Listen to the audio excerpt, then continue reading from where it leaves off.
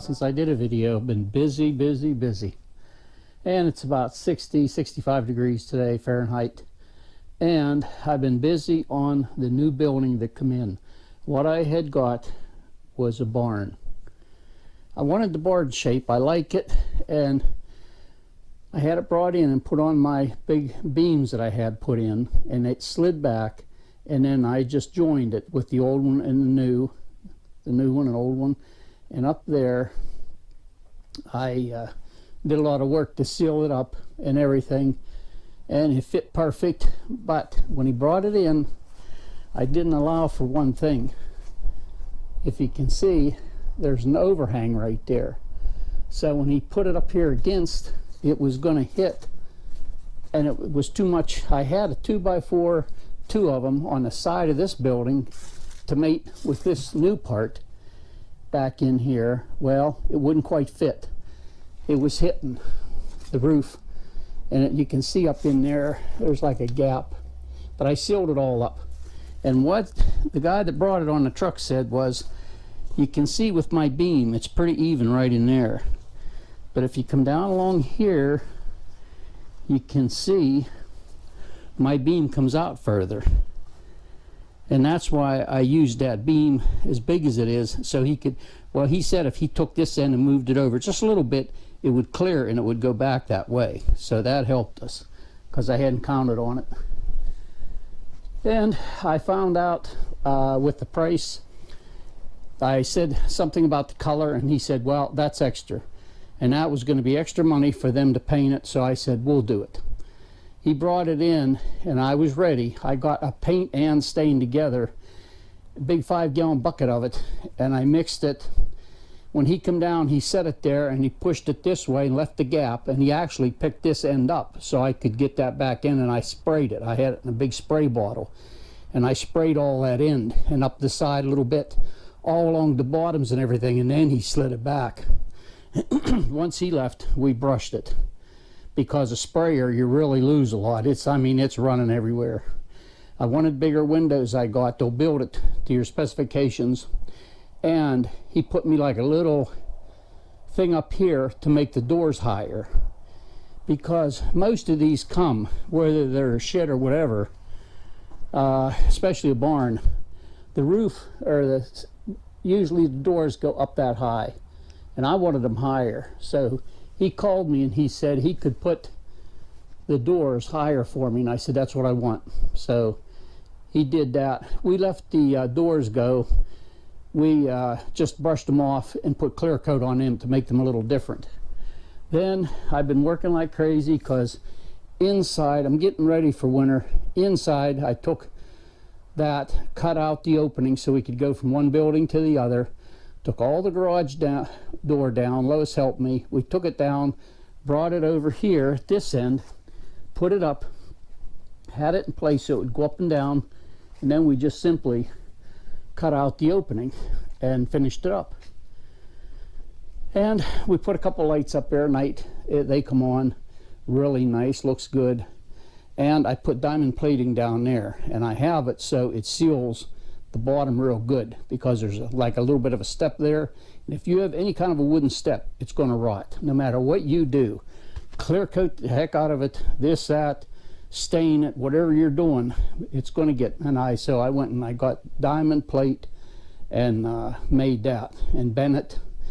There's a special way to bend it, so because that's aluminum, heavy aluminum, and if you bend it, it will stress it, it might crack. So you have to soften it, and I did that. And all the wood that we took out of this side and the other inside we kept, and that's what I used for trim around here, around the door to fix it.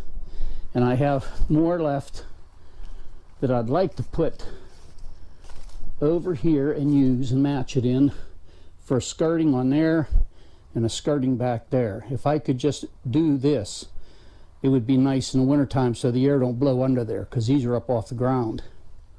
But everything come out good. I'm going to put a little ramp here for the bikes and mower. And on this side over here, I'm not going to put a ramp or anything. I think what I'm going to do is I had to remove a lot of bricks. I'm thinking of taking them bricks and putting right in here where we had to dig out for it. Right along in here I'll put the bricks. But I'm going to put them kind of apart, leave gaps out so water can get on under there. Because what we did after we had the beams on the ground, like I'd showed in my last video, we put some ditches. We put one here in the middle and one towards that end down there. So if any water goes in here, it'll go straight underneath it and out. We have it clear across. Ditches put in. And you can see the inside.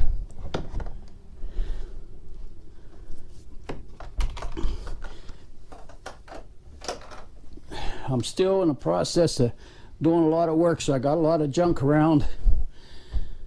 Put the lighting in, got it all done. That was one of the first things. I first did the floor. It was raw, and I put that paint stain on it. And here we used Thompson's water seal, and it's a stain and sealer, it's called. And it says transparent, so you can see the wood texture a little bit. We got that can, went back for more, couldn't get it. Nobody has it. In fact, Home Depot said they don't even carry Thompson's water seal stuff. So we found this Velspar transparent at Lowe's. It's about the same thing. It's a little darker. I don't care. So we got a couple, like 2 5-gallon buckets, and we still have a lot in the one yet. After doing the building, I'd like to put another coat on. But you can see our garage door's up. I just finished it last week. And there was 2 of these joists that go across. I had to lower them. They were right where my door was going to go. So I took them down, put the garage door up. When I was done, I put them back up. So I got that done. And finally, we got it to where it works great. Everything looks good. A lot of adjustments. Those doors, I was going to paint them brown on the outside, but then I decided not to because I cleaned them so good and they look so nice. I said, there's no sense of cleaning them. Then Lois said she wanted a spot, so I gave her from that wall there, clear down right here to these shelves. That's her area.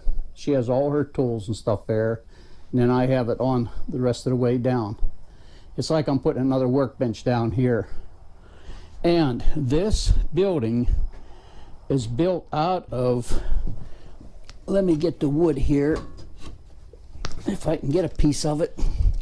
Well, it's all rough cut, and it's like this. This is a trim board that goes in. And what it is the thing's built out of 1-inch by 8-inch boards, and they are exactly 1-inch by 8-inch because Amish built this for me. And then in between each panel they have these strips. Now this is rough cut wood, and it is hard stuff. I have some of the 2x4s that were in here I took out, and when you work on it, you can see by the door here, it is rough. Watch for splinters. You need gloves. If you cut any of this, you need a respirator, because I was doing some cutting on it. Man, my throat was bothering me and I kept coughing and having trouble. I started wearing a respirator and the trouble went away.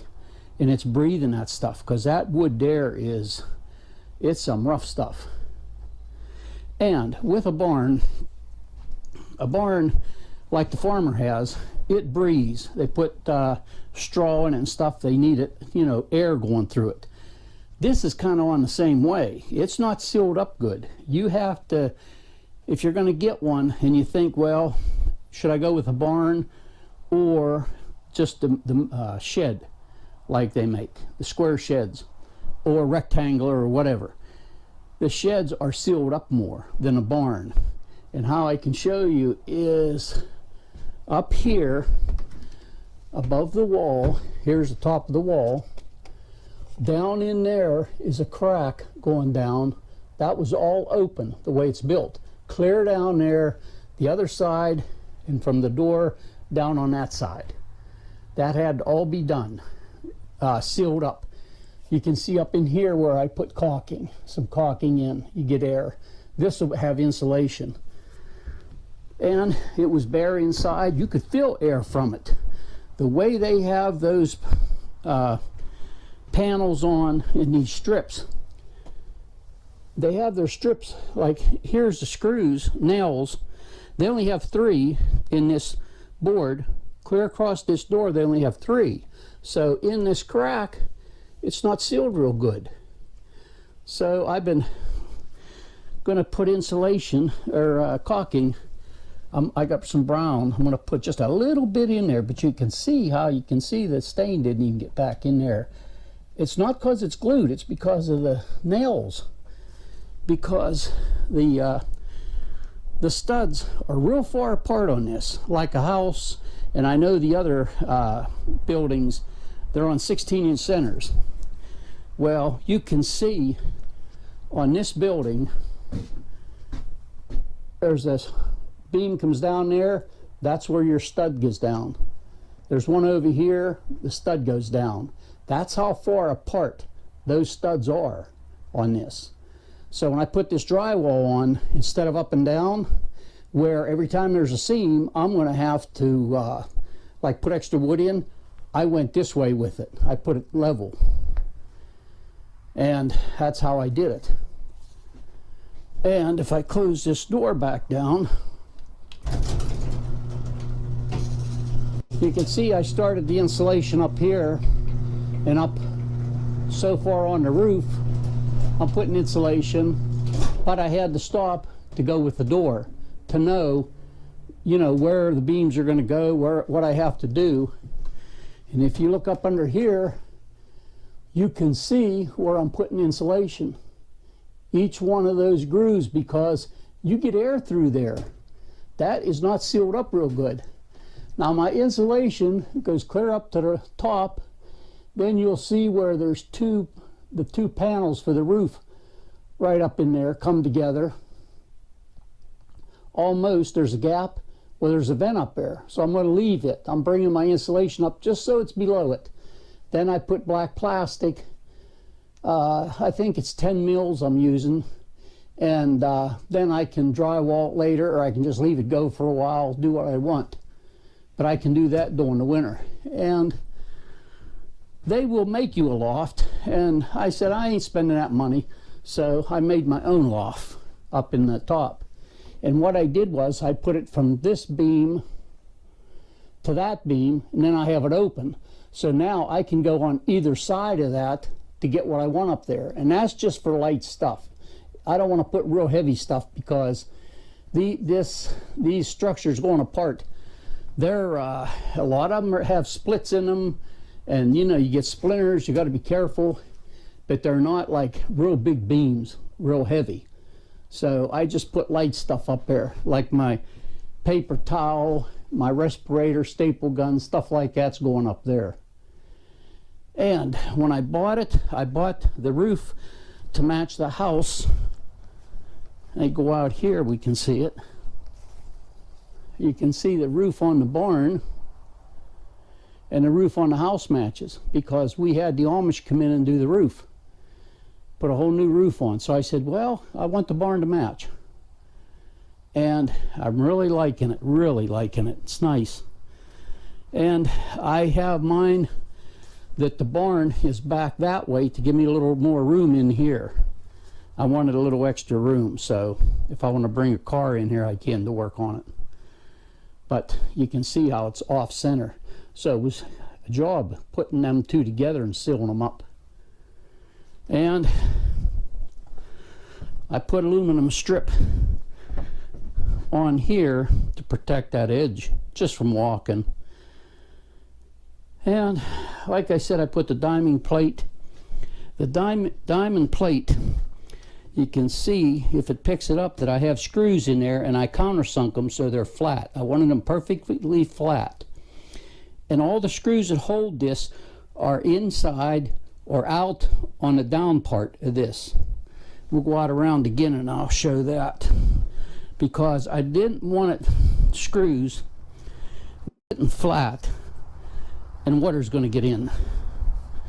So this part of it, there is no screws in. It's all down here at the bottom, and I made it so that it goes down that way, almost touching the ground, to give it like a skirt to keep stuff out of there.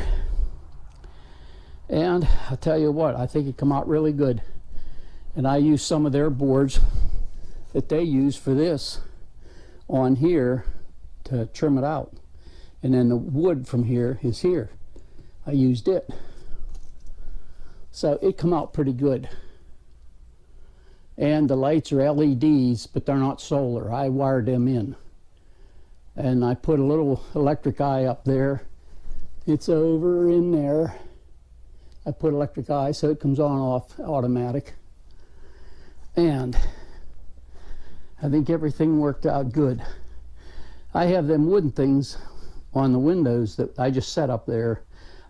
They were in the back. They were like shutters on the window back there.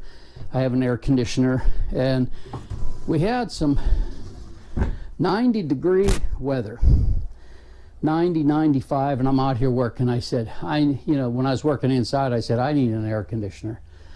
I didn't want to put another hole. The only place would have been back here to put a hole in the wall. I didn't want it out here where it looks going to look bad. Thought about it, went over to a new Busy Beaver, brand new when it was built. Here they have one of these. You've probably seen these where you have a big hose comes off of it and you put it up through the window. I went with that and it works great. That's a 10,000 BTU, but the hose that comes out and goes up to the window, when it's running and it's putting out the cold air in here, that tube gets hot. All your heat, like on a traditional air conditioner, the working part's outside. Now this ain't that loud, it's quiet. But on an air conditioner, a regular window air conditioner, which I can't put in here the way the window's open, I'd have to change that. I didn't want to, so the only thing was to go with this. Found that that pipe, big hose, has heat. So what I'm going to do is wrap insulation around it and that black plastic. Now it'll be insulated, that heat, because you're putting cold air in the room and that's defeating your purpose. It's right beside it. That hot pipe, that hot hose comes up. So you got to, eliminate that. So that's how I'm going to do that. But for everything now is I'm arranging it. I got my wood pile there for, like I said, skirting and that. I don't know how much I'm going to get done before winter. We're supposed to have some nice days. Haven't had the bike out because of all this. Been working like crazy on it, range and stuff, and getting it the way I want. And it's coming. So have a good day.